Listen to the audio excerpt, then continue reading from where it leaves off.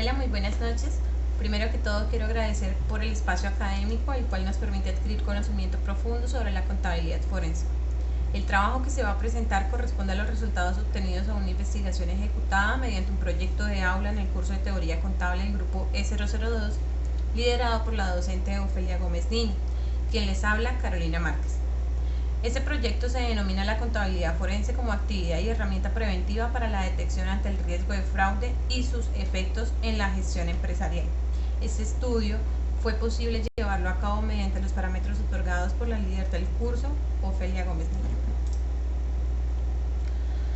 El objetivo general es investigar y comprender la importancia de la profesión como contadores públicos. Y tenemos unos objetivos específicos que son identificar cuáles son las habilidades del contador público frente a la contabilidad forense, conocer las características del contador en la contabilidad forense y analizar las fases que aborda la contabilidad forense. Nos justificamos mediante una investigación y traemos como referencia varios autores y contadores que han creado historia. ¿Qué es la contabilidad forense? La contabilidad forense es casi tan antigua como el mismo Código de Hammurabi. Aproximadamente en el año 1780 a.C. es el primer documento que habla de leyes conocido por el hombre. La contabilidad forense utiliza talentos investigativos y auditoría para conducir la reexaminación de los estados financieros de una compañía. Es la ciencia que recopila la información para procesarla, analizarla y presentarla de manera que tenga sentido y sea asequible. Prácticamente busca demostrar con hechos y documentos contables un fraude o una mentira. ¿Cómo empezó? Bueno, acá podemos ver a Alfonso Gabriel Al Capone, más conocido como Al Capone. En 1930, él se dedicaba al lavado de dinero y otros crímenes. Pues en esa época la policía tenía otras prioridades y aprovechándose de esta situación hizo del lavado de dinero su actividad principal, ya que en ese momento las autoridades no sancionaban esta actividad como un delito. Un contador encontró pruebas suficientes que comprobó que el volumen de ventas no era congruente con el volumen teórico del negocio. Por algunas razones en esa época no se le dio más importancia a esta rama de la contabilidad, pero el gran momento fue hasta los años 1970 y 1980, donde surgió como una herramienta para suministrar pruebas para los fiscales. Después de eso salieron los contadores forenses privados y fue hasta en el año 1990 que se consideró como el gran éxito de la contabilidad forense. Desde entonces se reconoce como una de las áreas de mayor desarrollo y éxito para los contadores. A partir de este caso se generó la creación del Comité de Normas Internacionales de Contabilidad, IFAC, en junio de 1973 y las Normas Internacionales de Auditoría, las NIAS.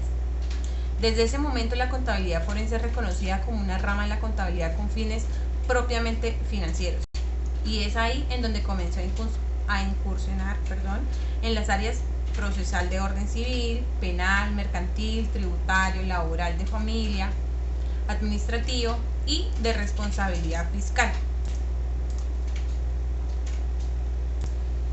En Colombia, la figura de auditoría nació en 1991 para garantizar la vigilancia de los órganos que ejercen este control, y la podemos ver más a fondo en la Ley 106 de 1993, donde se establecieron las normas de la organización y funcionamiento de la Contraloría General de la República. Y tenemos datos desde el 2002, cuando el Departamento de Ciencias Contables de la Universidad Pontificia Javeriana integró un grupo pionero en investigación para reconocer una virtual aplicación en Colombia. Como les hablaba en un principio, el objetivo general es identificar el rol del contador forense, del contador en la contabilidad forense. Entonces, su gestión se encamina en la cuantificación de los daños y la determinación de la magnitud de la pérdida. Su análisis se fundamenta entonces en recopilar los datos pertinentes. Una vez recopilados, se deben preparar los datos sin manipularlos, analizarlos de manera objetiva y posteriormente presentar su informe. Entonces, tenemos unos ejemplos de campos en donde se puede hacer uso de la presencia de la contabilidad forense. Por ejemplo, tenemos casos laborales cuando se trata de errores en liquidaciones de prestaciones sociales o indemnizaciones. Estos se resuelven con el aporte de la contabilidad del comerciante. También tenemos casos penales cuando se trata de fraudes cometidos por la infidelidad de funcionarios de manejo, de mal manejo y confianza. Solo son resueltos y probados con el aporte de la contabilidad a través de saldos de inventarios, cajas, bancos, inversiones, entre otros. Y tenemos también los casos de familia cuando se trata de divorcios, sucesiones o la administración de bienes de interdictos, que solo es posible lograrlo a través del aporte de la contabilidad. En Colombia conocemos aproximadamente por medio de investigaciones y de encuestas que el 63% de las empresas comerciales han sido víctimas del fraude distorsionado por las condiciones de los mercados, y esto ha venido incrementando los costos de operación. Esto se llegó a esa conclusión debido a encuestas de fraude en el 2013, donde se concluye que este mal manejo se lleva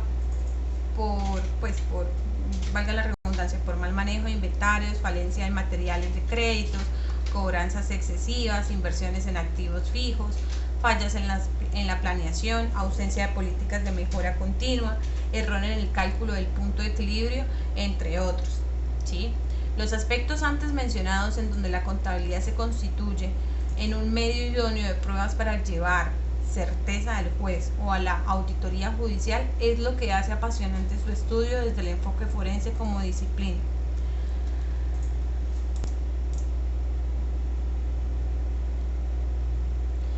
Se ha venido haciendo un seguimiento y acá les comparto unas estadísticas donde demuestran que el robo de los activos es el delito que presentó un incremento considerable y es el tema que las empresas comerciales más deben atacar. Como primera medida, la aplicación de controles internos, la implementación, como les comentaba antes, la implementación de canales de denuncias internas, programas de asesoramiento individual, corporativo, para generar un entorno de transparencia en las compañías. Entonces, vemos que del 2012 al 2013 ha crecido o se ha incrementado el robo de los activos, ¿sí? en casi un 50%. El fraude de proveedores, la corrupción y el soborno y la colusión en el mercado. También hay unos aspectos claves para una buena contabilidad forense: la evaluación de registros de negocio, el análisis y la valoración de estados históricos, la revisión de los asientos contables y tendencias, el rastreo del flujo de fondos, eso es súper importante, la entrevista a las personas o entes involucrados, el análisis de los datos electrónicos. Hoy en día ya contamos con la factura electrónica, nómina electrónica, documento soporte, entre otros, ¿sí? La evaluación global de la situación, ¿sí? Hay que valorar si es necesario servir como consultores o testigos expertos. También hacemos el rol de asesor y colaboradores a los demandados o incluso a los jueces. En temas especializados, su aporte en pruebas o evidencias también es muy valorado. Para la consultoría debe tener en cuenta la recaudación de pruebas, ser testigo experto y gestionar procesos tributarios. Para concluir, hoy en día ha adquirido mucha importancia y es que es una profesión que llama mucho la atención y causa curiosidad dentro del gremio contable. Un ejemplo claro es la contadora Consuelo Herrera. Es una contadora pública forense colombiana que desde hace muchos años vive en Estados Unidos. Ella estudió en la Universidad Central de Bogotá y se especializa en la investigación de delitos empresariales. Hoy ella es una de las 16.000 examinadores certificados de fraude que hay en el mundo. Recordemos que los contadores públicos podemos actuar como auditores forenses en los procesos, y esta auditoría genera unas fases de la contabilidad, las cuales son, regálenme un segundo por favor, la planeación o planteamiento de los problemas, ¿sí?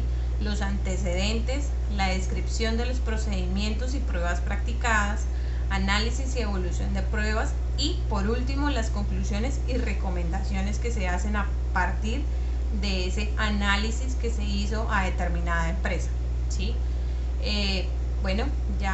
Finalizo. Por último, les muestro más o menos de dónde se tomaron los datos. Muchas gracias por su atención. Si desean conocer más a fondo las fases de auditoría, con mucho gusto me pueden enviar un correo electrónico a yesdemarquez@uts.edu.co. Que tengan una buena tarde, noche. Gracias.